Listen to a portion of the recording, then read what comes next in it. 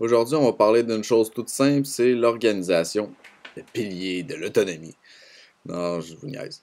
J'ai mis en place différents tableaux blancs dernièrement et je dois avouer que j'aurais dû le faire dès le jour 1. J'ai souvent tendance à partir dans tous les sens, j'ai souvent plein de projets en tête.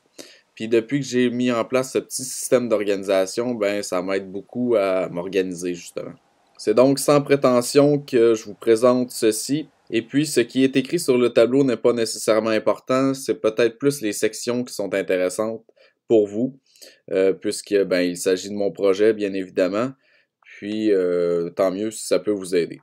J'ai pas non plus d'ordre prioritaire dans chaque catégorie. Si c'est écrit en haut de la liste, c'est pas parce que c'est prioritaire, ça peut être tout simplement parce que l'élément qui était en premier lieu a été effacé et je ne remplis uniquement que les blancs dans le tableau. Bref, tout est à faire de toute façon.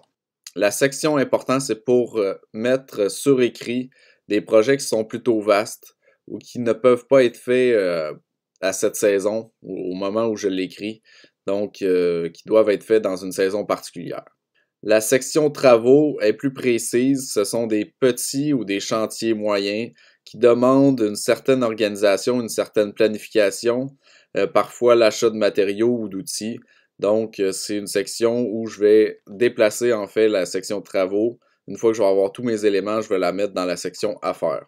La section affaires, justement, c'est un amalgame d'éléments plus ou moins prioritaires ou de tâches très peu chronophages qui doivent être faites plus ou moins rapidement. Donc, je pioche un peu au jour le jour dans cette section-là, selon la température, selon ce que j'ai envie de faire également.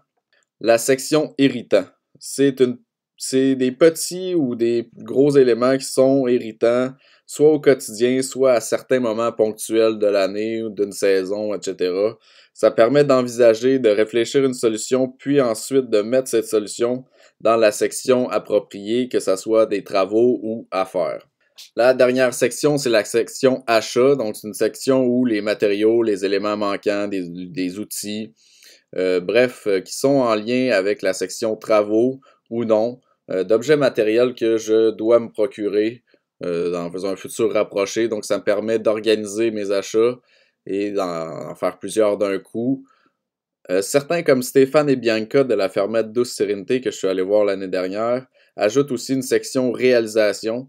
C'est une section où on inscrit les éléments qui ont été faits pour s'encourager, puisqu'on a tendance à surtout à voir ce qui reste à faire et non ce qui a été fait. Donc ça peut être intéressant à installer si le désir vous le dit.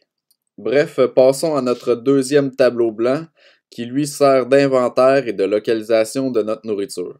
L'objectif, c'est d'organiser, de minimiser les pertes de notre nourriture, qu'elle soit autoproduite ou non, puisque je vous le cache pas, je suis pas du tout autosuffisant.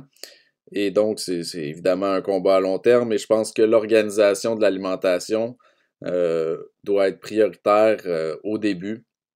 En fait, je pense que tout le monde devrait bien organiser sa nourriture puisqu'il y a beaucoup de gaspillage. Bref, ça permet d'éviter le gaspillage justement et d'opérer une saine rotation dans notre nourriture. Le tableau blanc qui a d'abord été coupé en deux pour répondre à la localisation où je l'installais est situé dans un endroit discret de la cuisine, juste à côté de notre réfrigérateur, et il est actualisé à chaque prélèvement ou déplacement de nourriture. Nous avons mis un code de couleur assez simple. Le rouge, c'est pour des viandes, vert, des légumes. Noir, c'est produits transformés, puis un peu tous les autres produits qui n'avaient pas de catégorie. Et bleu, c'est pour tout ce qui est plus fruits. Nous avons donc tous nos congélateurs et notre chambre froide. La chambre froide est aussi organisée en année pour être bien sûr de faire une bonne rotation. Pour finir, nous avons mis un dernier tableau blanc qui est sur le frigo et lui, il est organisé selon les jours de la semaine, c'est-à-dire uniquement pour prévoir les repas. Et donc, ça nous permet tout simplement de passer du congélateur jusqu'à l'assiette. Voilà, c'est tout. C'était sans prétention évidente. Et puis, j'aurais dû mettre ça en place dès le jour 1, comme je vous l'ai déjà dit. Et je pense que si vous êtes quelqu'un un peu comme moi qui s'embarque dans toutes sortes de projets, je pense que ça vaut vraiment le coup d'installer ça chez vous.